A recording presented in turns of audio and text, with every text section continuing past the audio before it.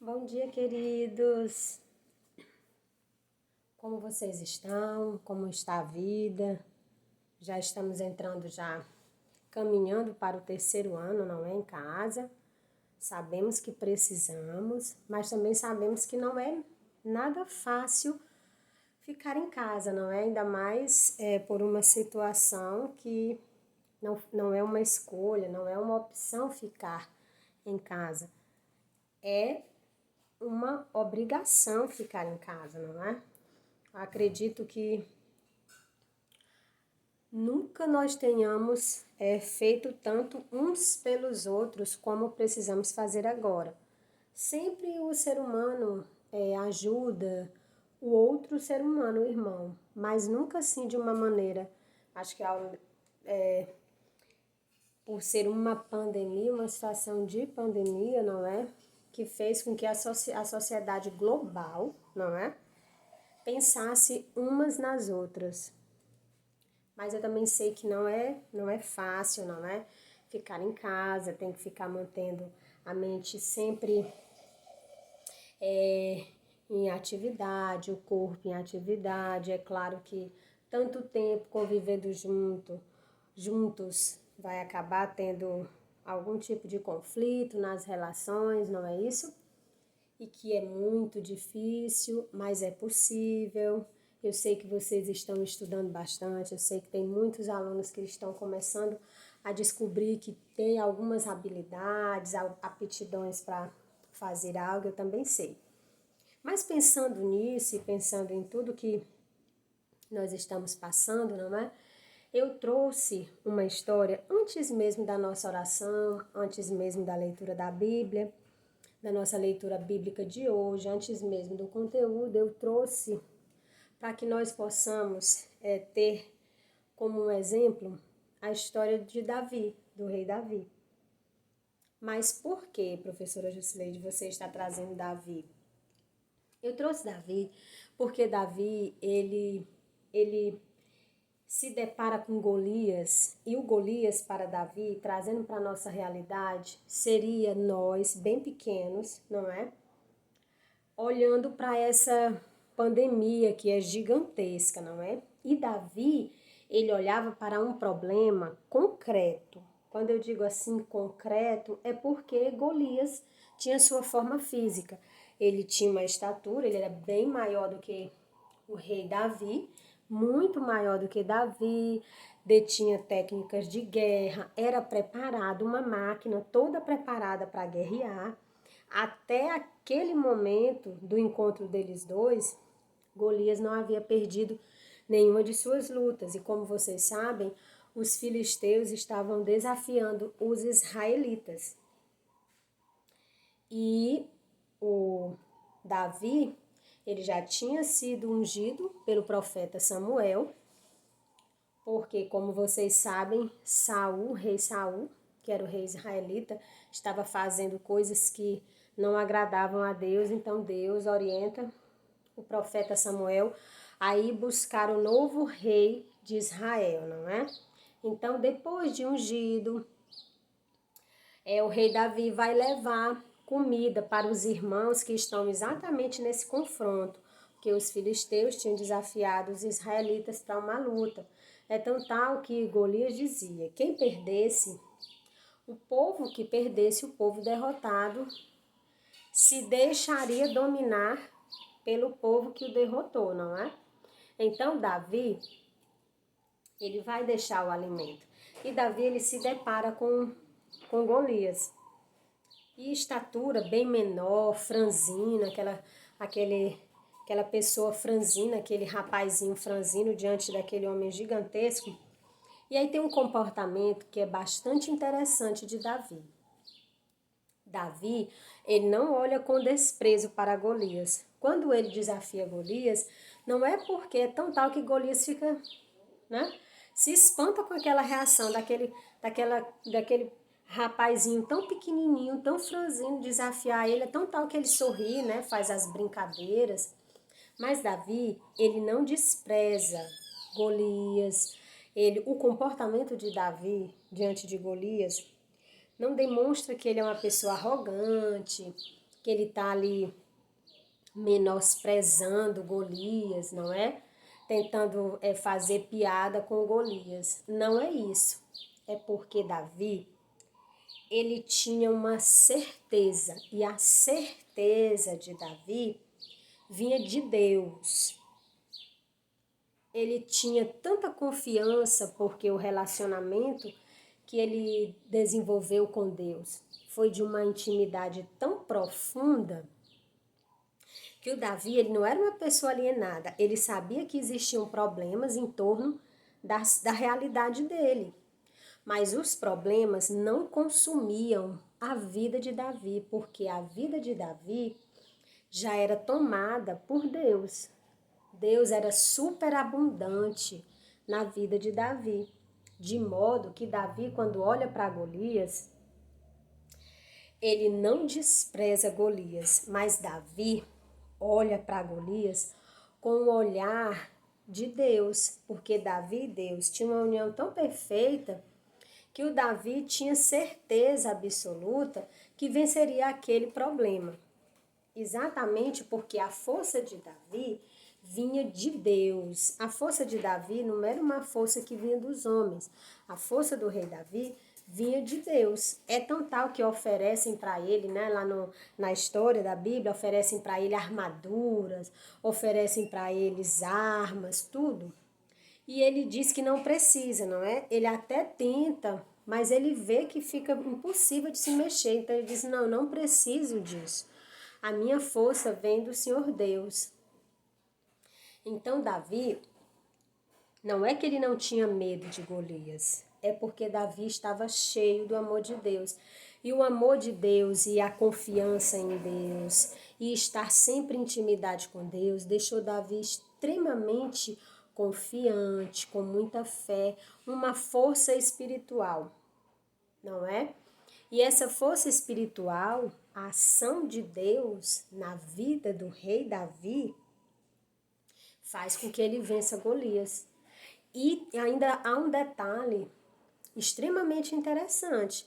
Percebam que Davi nem precisa, de fato, entrar em conflito corporal com Golias. Davi vence Golias a uma certa distância. Eles nem vão para um embate físico. Por quê? Porque Deus deu para Davi a sabedoria para ele saber o que fazer na hora em que precisasse ser feito e da maneira correta. Davi tinha uma habilidade, ele sabia usar a funda, que era aquela espécie de estilingue, ele sabia usar muito bem. Então, o que Deus fez com Davi foi potencializar, dar uma qualidade, melhorar exatamente isso, as características de Davi.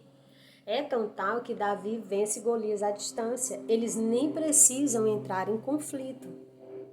E como vocês já sabem, no final da história, Davi vence Golias.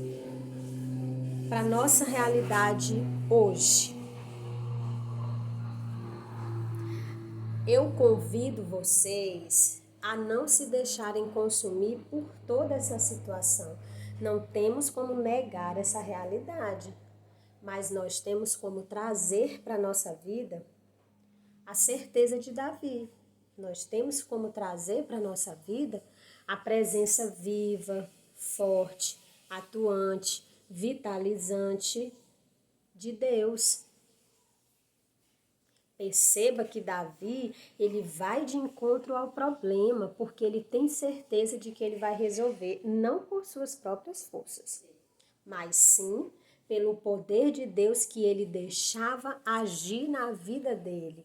Foi uma doação, uma interação entre Davi e Deus, de tal forma que qualquer situação que viesse, Davi iria resolver, porque Deus estava lutando com ele aquela batalha. Então, para as nossas vidas, a pandemia é uma realidade? É. Mas Deus é a nossa certeza.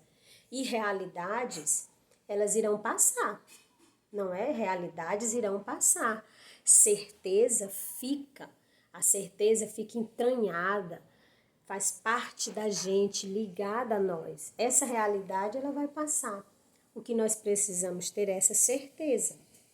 E essa certeza, essa certeza de Deus, ela vem de uma intimidade, de uma busca constante, de uma entrega pessoal, de uma relação verdadeira, entendeu? De um servir por amor, de procurar estudar, procurar descobrir, entender esse Deus, viver esse amor de Deus nas nossas vidas. É isso, meus amores, que eu queria deixar para nós. Sim, não estou convidando vocês a ignorar a realidade pela qual nós estamos passando. Estou convidando vocês a ter a certeza de Deus na vida de vocês, tá ok? Assim como Davi fez, que Davi tinha como certo que Deus estaria com ele e a força dele veio do Senhor. Então, meus amores, agora sim, já plenos, não é, desse amor de Deus, plenos do Espírito Santo, cada um dentro da sua crença, não é? Então, agora eu convido a cada um de vocês ficar de pé, vamos ficar de pé, para nós fazermos a oração que o próprio Cristo nos ensinou. E vamos entregar nessa oração toda a nossa semana. Entrega todas as vezes que você sentar diante do computador para que você vai estudar. Que Deus te anime, que te encha de uma determinação, que você persista, persevere para quando nós passarmos por essa realidade, nós possamos sair dela melhorados, não é? Então, vamos pedir, entrega toda essa semana para Deus. Deixa Ele agir. Deixa ele te ajudar a resolver. Não é que tudo vai cair do céu. Percebam que Golias foi derrotado, mas para que Golias fosse derrotado, Golias não caiu. Uma pedra caiu do céu na cabeça de Golias. Para que ele fosse derrotado, Davi precisou agir. Então vamos pedir a esse Deus poderoso que haja nas nossas ações, que nós possamos agir segundo a vontade do Pai, tá bom, meus amores? Então eu convido vocês a ficarem de pé e vamos fazer a oração que Cristo nos ensinou. E aos cristãos católicos, por favor, façam o sinal da cruz antes e após a oração, tá bom, meus amados? Vamos dar início à nossa aula, em nome do Pai, do Filho e do Espírito Santo. Amém. Pai nosso que estais nos céus, santificado seja o vosso nome. Venha a nós o vosso reino, seja feito a vossa vontade, assim na terra como no céu. O pão nosso de cada dia nos dai hoje, perdoai as nossas ofensas, assim como nós perdoamos a quem nos tenha ofendido, e não nos deixeis cair em tentação, mas livrai-nos do mal. Amém. Em nome do Pai, do Filho e do Espírito Santo. Amém. Meus amores, eu sei que vocês já estão com a Bíblia, não é? Então eu agora vou ser até um pouco, porque eu estou percebendo que eu estou dando as indicações das leituras, mas não estou dando assim um tempo hábil para que vocês possam encontrar essa leitura na Bíblia. Então eu peço que vocês aí, eu vou ser um pouco mais lenta, digamos assim, não é? Menos apressada. Abram o livro em Romanos. Romanos é Novo Testamento, tá bom? Nas últimas páginas da Bíblia, você vai encontrar, depois de Atos dos Apóstolos, o livro de Romanos, ok? Depois que vocês localizarem o livro, dirijam-se para o capítulo 12. Romanos, capítulo 12, e os versículos que nós iremos trabalhar hoje serão o versículo 4 e o versículo 5. 4 e 5. Livro de Romanos, capítulo 12, versículo 4 e o versículo 5. ok? Amém ou misericórdia? Amém, né? Todos encontraram. Tenho certeza disso, não é? E eu fui até, né? Eu estava percebendo que eu apresentava para vocês as leituras e já fazia a leitura em seguida, não é? Encontraram? Pois bem. Agora sim, vamos dar início. Mais uma vez, fiquem de pé em respeito à palavra de Deus que será proclamada, tá ok? Independente das nossas crenças religiosas. Bem, olha o que Deus vai nos dizer esta manhã. Pois, como em um só corpo temos muitos membros e cada um dos nossos membros tem diferente função, assim nós, embora sejamos muitos, formamos um só corpo em Cristo. E cada um de nós é membro um do outro.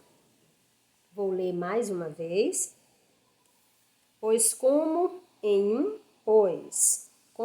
um só corpo temos muitos membros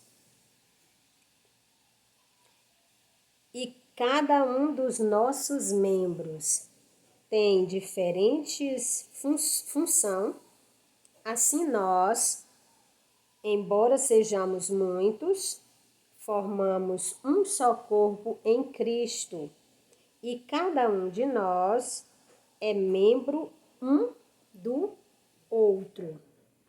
Ouviram, meus amores? Cada um de nós, embora diferentes, não é? Somados, juntos, nós formamos um só corpo em Cristo Jesus. Olha só, somos muitos, somos diferentes, mas formamos um só corpo em Cristo. E cada um de nós é membro um do outro. Bem, cada um de nós estamos ligados. Somos diferentes, juntos formamos um só corpo em Cristo Jesus, o que nos dá a condição de irmãos, e, embora diferentes, somos membros uns dos outros. Bem, para que nós possamos entender, olha só, observa aqui meu braço, certo? Meu braço inteiro é um dos membros que compõem o meu corpo. Se eu tivesse nascido sem um braço, não é? Mesmo assim, aqui sem um braço, teria o espaço para ele, não é? O braço é uma parte constituinte do meu corpo e eu preciso do meu braço. Eu uso a mão direita para escrever, para trabalhar as minhas habilidades artísticas, para pentear meu cabelo, tomar banho, escovar os dentes. Algumas outras pessoas usam a mão esquerda. Então, nenhum dos membros que compõem o nosso corpo não tem importância. Todos eles, se tirar um deles, fará falta para a nossa constituição enquanto seres humanos. Cada um deles tem uma função e são extremamente importantes. E juntos, eles fazem o meu corpo e o corpo de vocês funcionarem. Então, vejam o quanto que ele é importante, não é? Cada um deles, extremamente necessários, embora sejam diferentes. O coração é totalmente diferente do cérebro, mas um precisa extremamente do outro, certo? Então, por que essa leitura bíblica de hoje?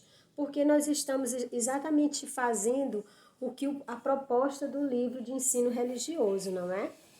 Nós estamos conhecendo outras diferenças para fazermos parte dela e para que ela faça parte de nós, não é? As nossas diferenças somadas, não é? Nos farão ser membros uns dos outros, correto? Bem, os nossos estudos hoje começam na página 48. Mas eu preciso fazer uma pergunta para vocês, não é? Responderam as questões da página 47? A primeira, não é? Apesar de os cultos brasileiros terem formado a cultura brasileira, eles sofrem muita discriminação. Na sua opinião, o que poderia ser feito para resolver o problema? Nós sabemos, não é? Como vocês sabem, principalmente uma das religiões que sofre uma série de perseguições por parte de outras pessoas que defendem outras ideias religiosas são as religiões de matrizes africanas, não é? Por um desconhecimento, não é? Exagerado, coletivo, as pessoas tendem a associar as religiões de matrizes africanas com algo que não seja positivo, não é? Por não entender e por ter sido associado ao longo de toda a história, é algo cultural. Assim, não é? Como infelizmente ainda faz parte da nossa cultura, dizer que todos os afazeres domésticos são responsabilidades da mulher. Isso é uma inverdade, não é? Nós sabemos, mas é cultural. Os pais, muitas vezes, até hoje, educam os filhos nesse sentido. Para as meninas, dão panelinha, dão fogão, dão uma vassoura. Para os meninos, dão um carro, dão um avião, entendeu? Isso é cultural. Assim também como é cultural essa ação, não é? Até coletiva, por parte de alguns, de associar as religiões de matrizes africanas a algo que não é positivo, a algo extremamente negativo, não é? Então eles sofrem muito, tem muitos terreiros, não é? De umbanda, de candomblé, que são atacados, as pessoas entram dentro desses ambientes, quebram todos os objetos que lá estão, às vezes chegam a derrubar, tocam fogo, e o que ainda é, isso já é uma realidade triste e vergonhosa. E ainda mais vergonha quando alguns deles sustentam esse comportamento, querem justificar esse comportamento dizendo estar agindo em nome de Deus, não é? O que é mais triste ainda, porque como nós acabamos de ler na Bíblia, sabemos que somos diferentes, mas juntos, em um só corpo, formamos o próprio Cristo, não é? E diferentes somos membros uns dos outros, é a própria Bíblia que nos diz. Pois bem, na sua opinião, o que poderia ser feito para resolver esse problema? O que foi que vocês responderam? Como vocês responderam, não é? O que fazer para solucionar esse problema referente à discriminação? O que pode ser feito?